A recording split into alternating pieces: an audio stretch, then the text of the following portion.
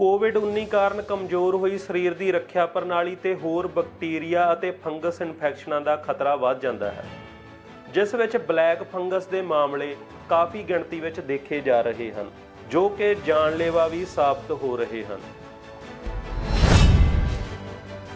Black fungus ਇੱਕ ਉੱਲੀ ਦੀ ਹੀ ਕਿਸਮ ਹੈ, ਜਿਸ ਦਾ ਅਸਲ ਨਾਮ ਮਿਊਕਰੋਮਾਈਕੋਸਿਸ ਹੈ।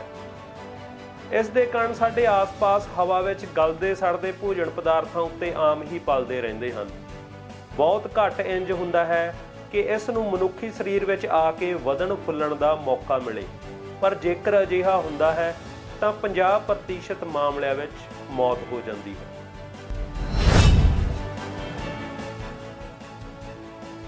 ਅੱਜ-ਕੱਲ੍ਹ ਬਲੈਕ ਫੰਗਸ ਕਰੋਨਾ ਤੋਂ ਠੀਕ ਹੋ ਚੁੱਕੇ ਜਾਂ ਠੀਕ ਹੋ ਰਹੇ ਲੋਕਾਂ ਤੇ ਹਮਲਾ ਕਰ ਰਹੀ ਹੈ। ਕਰੋਨਾ ਨਾਲ ਠੀਕ ਹੋਣ ਦੇ 15 ਤੋਂ 18 ਦਿਨਾਂ ਵਿੱਚ ਇਸ ਦੇ ਉਪਜਣ ਦਾ ਡਰ ਹੈ।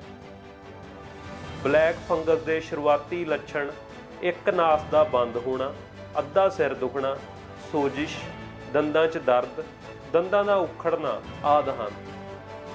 ਸ਼ੂਗਰ, ਏਡਜ਼, ਕੈਂਸਰ ਆਦਿ ਦੇ ਮਰੀਜ਼ਾਂ ਵਿੱਚ ਬਹੁਤ ਜਲਦੀ ਨੱਕ ਤੇ ਕਾਲੇ ਧੱਬੇ, ਨੱਕ ਵਿੱਚੋਂ ਖੂਨ ਵਗਣਾ, ਨਿਗਾਹ ਦਾ ਘਟਣਾ ਵਰਗੇ ਲੱਛਣ ਦੇਖਣ ਨੂੰ ਮਿਲਦੇ ਹਨ। ਬਲੈਕ ਫੰਗਸ ਨੱਕ ਤੋਂ ਹੁੰਦੀ ਹੋਈ ਅੱਖਾਂ, ਦਿਮਾਗ ਅਤੇ ਫੇਫੜਿਆਂ ਤੱਕ ਫੈਲ ਸਕਦੀ ਹੈ, ਜਿਸ ਕਾਰਨ ਅੰਨਾਪਣ ਅਤੇ ਮੌਤ ਵੀ ਹੋ ਸਕਦੀ ਹੈ। ਜਿਵੇਂ ਕਿ ਪਹਿਲਾਂ ਦੱਸਿਆ ਹੈ ਕਿ ਬਲੈਕ ਫੰਗਸ ਦੇ ਮਾਮਲੇ ਆਮ ਹਾਲਾਤਾਂ ਵਿੱਚ ਬਹੁਤ ਜ਼ਿਆਦਾ ਘੱਟ ਹੁੰਦੇ ਹਨ, ਪਰ ਕੋਵਿਡ ਕਾਲ ਵਿੱਚ ਮਰੀਜ਼ਾਂ ਦੀ ਰੱਖਿਆਤਮਕ ਸ਼ਕਤੀ ਕਮਜ਼ੋਰ ਹੋ ਜਾਣ ਅਤੇ ਇਲਾਜ ਦੌਰਾਨ ਸਟੀਰਾਇਡਜ਼ ਦੀ ਲੋੜੋਂ ਵੱਧ ਵਰਤੋਂ ਇਸ ਬਿਮਾਰੀ ਦੇ ਸਰੀਰ ਵਿੱਚ ਵਧਣ ਫੁੱਲਣ ਲਈ ਢੁਕਵਾਂ ਵਾਤਾਵਰਨ ਸਿਰਜਦੀ ਹੈ। ਇਹ ਬਿਮਾਰੀ ਇੰਨੀ ਆਮ ਨਾ ਹੋਣ ਕਰਕੇ ਇਸ ਦਾ ਇਲਾਜ ਬਹੁਤ ਘੱਟ ਹੈ। ਡਾਕਟਰਾਂ ਮੁਤਾਬਕ 80% ਮਰੀਜ਼ਾਂ ਨੂੰ ਤੁਰੰਤ ਸਰਜਰੀ ਦੀ ਲੋੜ ਪੈਂਦੀ ਹੈ, ਜਿਸ ਵਿੱਚ ਫੰਗਸ ਦੇ ਫੈਲਾਅ ਨੂੰ ਰੋਕਣ ਲਈ ਜਬਾੜਾ ਅਤੇ ਅੱਖਾਂ ਕੱਢਣੀਆਂ ਪੈ ਜਾਂਦੀਆਂ ਹਨ। ਮਰੀਜ਼ਾਂ ਵਿੱਚੋਂ ਅੱਧਿਆਂ ਦੀ ਜਾਨ ਚਲੀ ਜਾਂਦੀ ਹੈ। BBC ਮੁਤਾਬਕ ਇੱਕ 3500 ਦਾ ਟੀਕਾ ਮੌਜੂਦ ਹੈ, ਜੋ ਕਿ 8 ਹਫ਼ਤੇ ਹਰ ਰੋਜ਼ ਲਗਾਉਣ ਨਾਲ ਇਲਾਜ ਵਿੱਚ ਸਹਾਈ ਹੋ ਰਿਹਾ ਹੈ।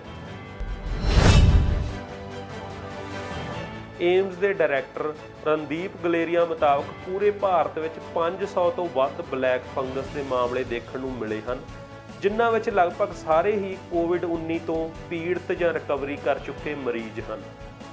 ਰਿਪੋਰਟ ਲਿਖਣ ਤੱਕ ਮਾਮਲਿਆਂ ਦੀ ਗਿਣਤੀ ਪੂਰੇ ਭਾਰਤ ਵਿੱਚ 9000 ਤੱਕ ਚਲੀ ਗਈ ਹੈ। ਇਕੱਲੇ ਮਹਾਰਾਸ਼ਟਰ ਅਤੇ ਗੁਜਰਾਤ ਵਿੱਚ ਹੀ 4500 ਤੋਂ ਵੱਧ ਕੇਸ ਆਏ ਹਨ। ਇਨ੍ਹਾਂ ਹਾਲਾਤਾਂ ਨੂੰ ਦੇਖਦੇ ਹੋਏ ਮਾਹਿਰਾਂ ਨੇ ਪੂਰੇ ਭਾਰਤ ਵਿੱਚ ਬਲੈਕ ਫੰਗਸ ਨੂੰ ਮਹਾਮਾਰੀ ਐਲਾਨਣ ਲਈ ਕਿਹਾ ਹੈ।